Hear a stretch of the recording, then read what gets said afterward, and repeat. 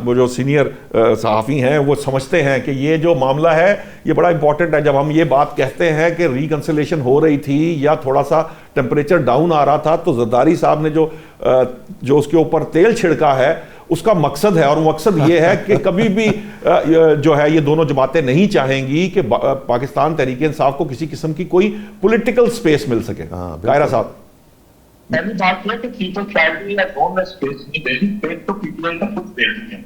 अगर उनका रवैया इस तरह का होगा तो वो कैसे स्पेस लेंगे।